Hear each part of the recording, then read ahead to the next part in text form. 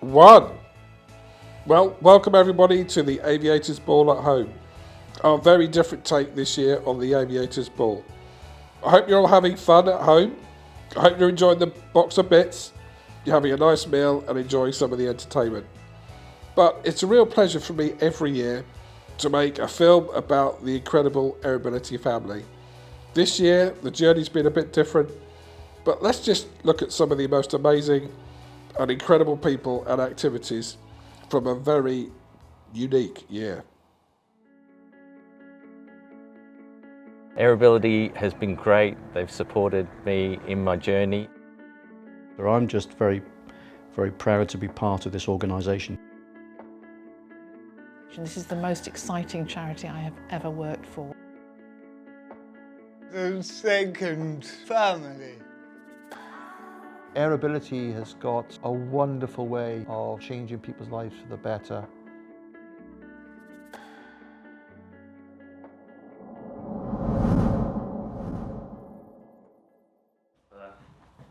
Jacket, get your nice flying jacket up Fly there. suit.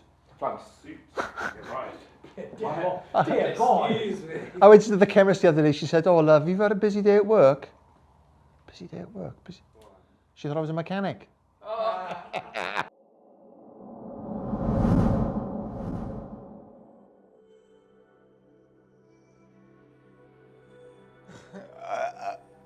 I think community. I think the flying is very well, and the education programs and everything we do sort of does the same thing, but what molds it all together is the community, and that is what the magic of Aerobility is. We've just realised how very valuable each other are. During this period where we're not operating at the front desk, we've got together socially distanced and we just pulled together and become a family, and we've made the best out of a bum situation. In many respects, things haven't changed. Yes, we haven't been able to fly as much as we have done. Yes, classrooms have been closed. But what's come through is what Aerobility has always been, which is a family and a community. And this family and community has come together this year, and this year will be marked about the little touches, the little thoughts, the little acts of kindness we've all done to support each other across the year. And in many respects, that's something that's just not changed one iota. I think the community of Aerobility has really come together this year. It has shown with a couple of events that we've really looked after each other, we've really come together, we are a community, we do look out for each other, we don't see each other all the time, but when we need to be, we're there for each other.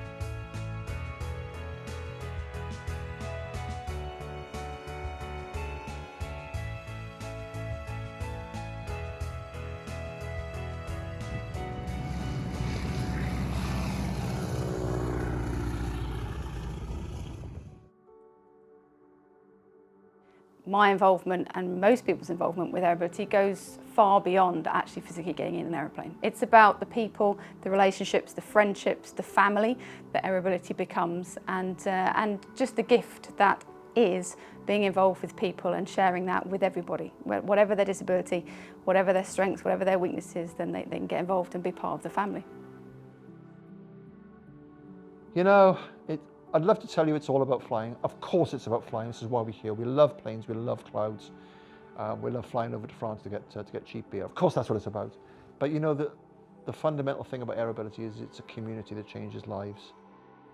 I just like being here with people with a shared love who've experienced the same difficulties in life and have actually transformed their lives through Aerobility. It's a great thing. It's steered by the indomitable Mike Miller-Smith, who is a force of nature, and he brings everybody along with him. He's an inspirational character. I'm just very very proud to be part of this organisation. I think every great organisation needs great leadership, and I can tell you every single one of the volunteers, the trustees and the staff here rally around Mike. We look up to him as, you know, a brilliant leader, a great innovator, a friend, and it's what keeps Mike going. I mean, he loves what he does, he puts the hours in, and we'll just follow. You know, it's great to be a part of this.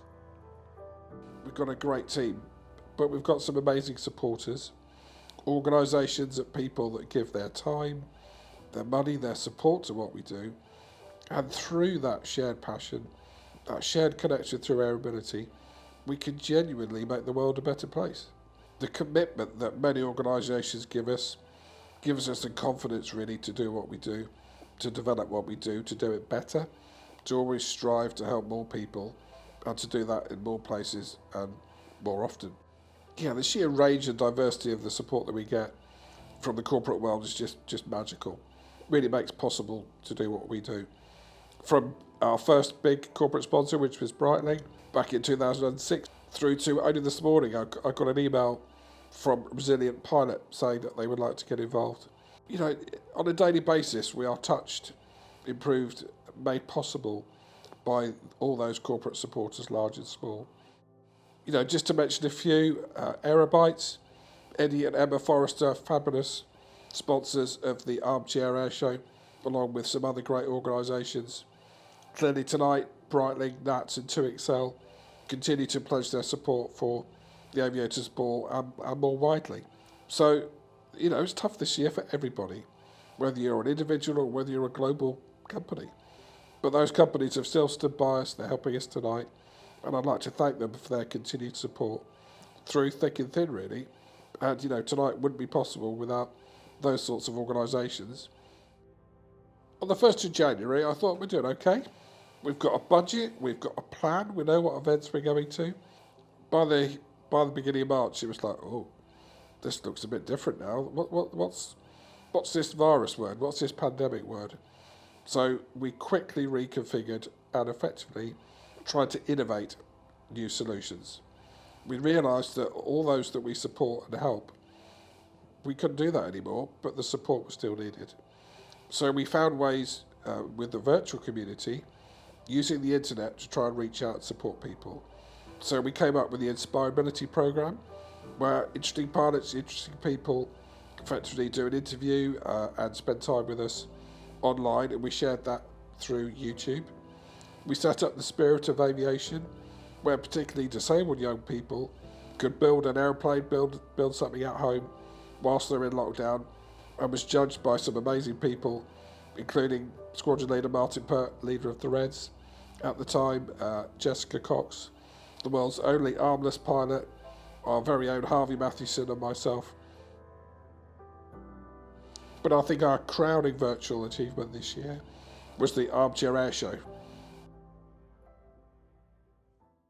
Ladies and gentlemen, we have ourselves an air show.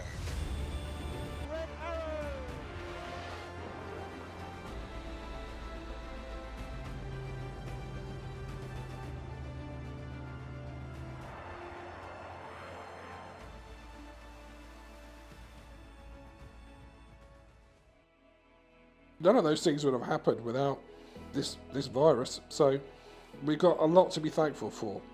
We found so many new ways of engaging with everybody. For example, over 3.5 million people heard about Aerobility through social media, and over 100,000 people came to the Armchair Air Show and our other virtual events. So I'm really proud of that, and none of that could have happened without the pandemic. But on top of that, we still managed to introduce flight to over 80 disabled people have flown with us this year, and over 150 have engaged here at Blackbush and at Tate Hill. All in all, I think we've done pretty well, and the Aerobility of 2021 will be much better and stronger than the Aerobility of 2020. We've learned a lot.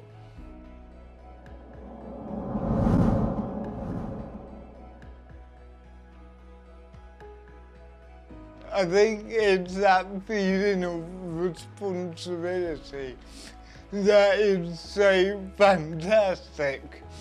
I think It came after I got my licence. I took my dad up and he was sat next to me, and so for the last 20 years he's been looking after me. And we've sort of done stuff together and looked after each other, but now I was at the controls. If anything went wrong, he couldn't save us. It was all down to me, and I think that responsibility, I think, is an amazing feeling.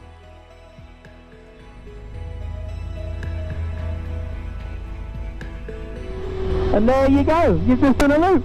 Wow. And you did it, not me. I love that.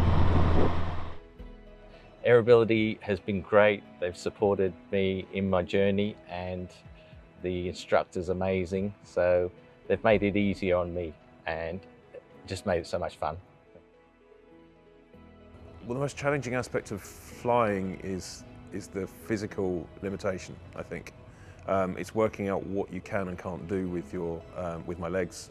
There are certain things within the plane that I find really difficult, and I have to kind of experiment to try and work out what the best way to do things are. But when I'm airborne and I achieve something, I've done something like a new skill, that sense of achievement is what keeps me going. It's what keeps me coming back for lessons and keeps me wanting to go for the PPL. Well, I know everyone uses inspire, but it really is inspiring. It's a wonderful feeling to see someone overcome their disability and the confidence that it gives them. And there is that moment when you start teaching someone that they actually realise, hang on, wait a minute, I can actually do this. And it's that realisation of the fact that they can achieve a goal such as gaining a pilot's licence. That is a fantastic moment. You really can feel that. In September 2014, in fact it's almost 6 years ago to the week, I was involved in a catastrophic motorcycle accident in Oxfordshire.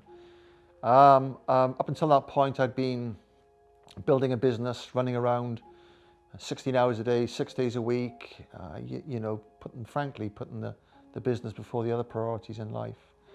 And then a BMW driver decided that he was going to reawaken me into my new life. So I was knocked off my motorbike.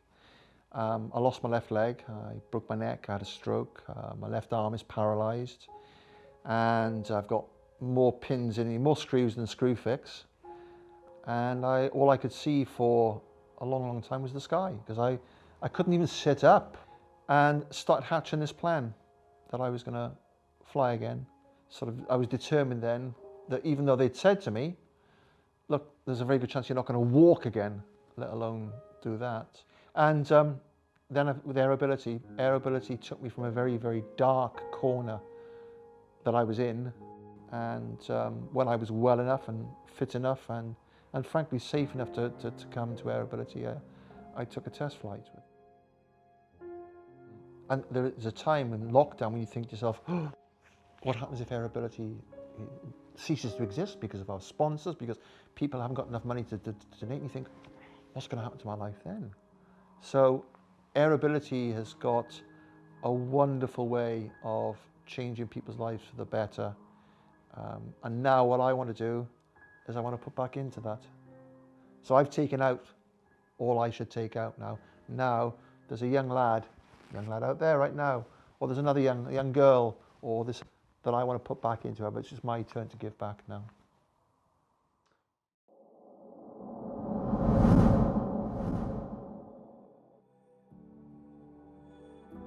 The Grobway 9 has been incredibly important to thousands, maybe tens of thousands of young people in UK, and Aerobility have embarked on an incredibly ambitious project to bring them all back to the sky. And I'm really hoping, well, I'm sitting in the Grobway 9 now with Aerosparks, my display team. I'm really hoping to be one of the launch customers for the new Rotax engine in one of our Grobs to be able to fly our displays better, harder, faster for the future. Well, I've done aerobatics before, I've done flying before, but I've never been so close to an aircraft that I could literally reach out and touch the other aircraft. Really quite amazing. So when we pulled up, we got into formation and I could look up and see the logo. I mean, it's just great to see the Aerobility getting out there and being engaged as much as possible, which is the overall aim, I guess, and try and touch as many lives as we can. Well, I've never flown in a glider. I've never flown in a motor glider, and it's been 30 odd years since I've done a loop. And yeah, all of a sudden I was 18 years old and I was in a chipmunk again. And yeah, the years melted off. The injuries didn't even exist. The pain doesn't exist.